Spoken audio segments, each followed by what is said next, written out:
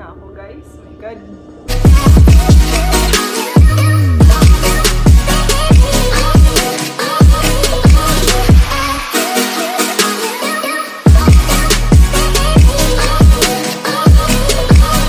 Okay. Nakikita niyo naman sa thumbnail ko na magmumukbang tayo ng santol. Understand?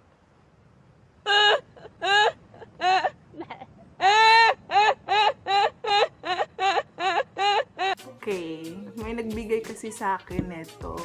Marami talaga to nung nakaraang araw. Kaso pinapako na lahat. Ay, pinapako na yung iba. Pero sobrang tamis nito, guys. Sobra. Nangasim na ako. Kain na tayo. Sili. Tsaka asin.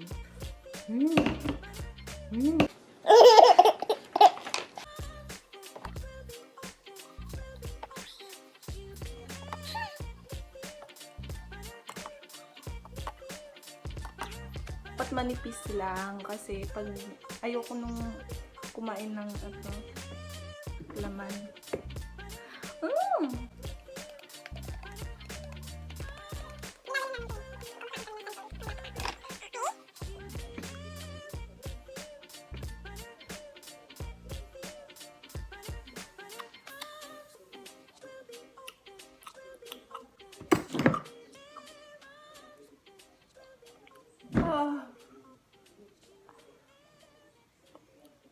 Ba't ganun? Ba't maasim to? Yung ano naman niya, yung liso. Ano ba sa Tagalog ng liso? Comment nga kayo, anong Tagalog ng liso? Liso lang yata, di ba? Let's eat. Tama ng daldal. Okay.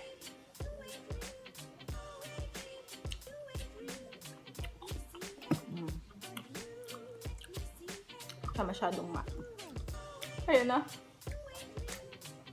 Yung aftertaste pala niya, yung maasim.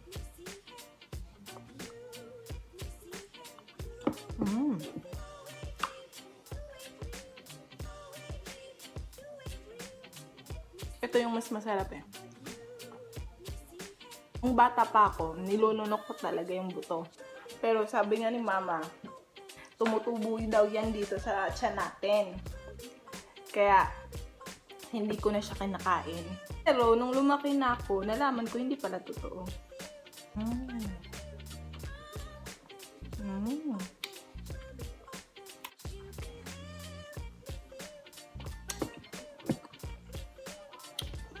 Salamat pala sa nagbigay ng santol kay Sir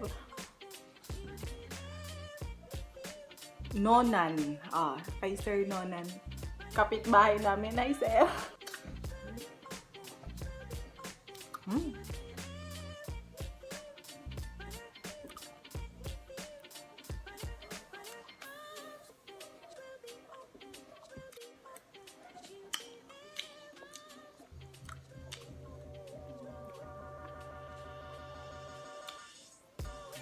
Isa pa.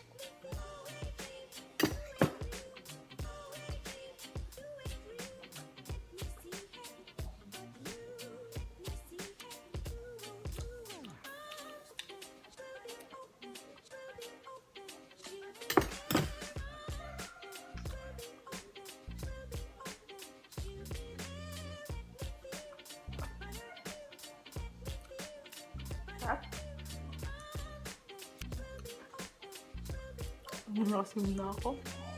Isa pa.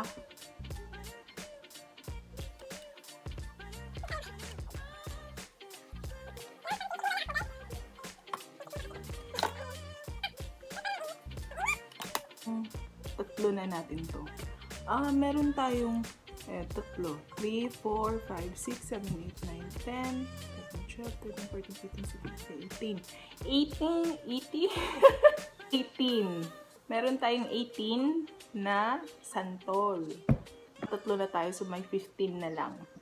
15. Ba't parang ang sakit na ng ano ko? Ng sikmura ko. Kakainin pa rin natin siya.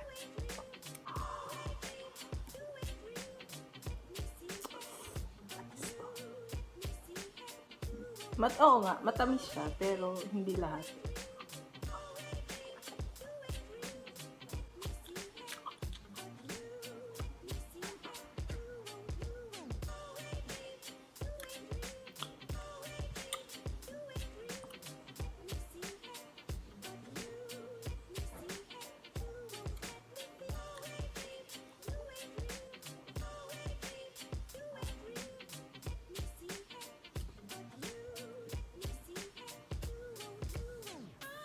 Ayoko na.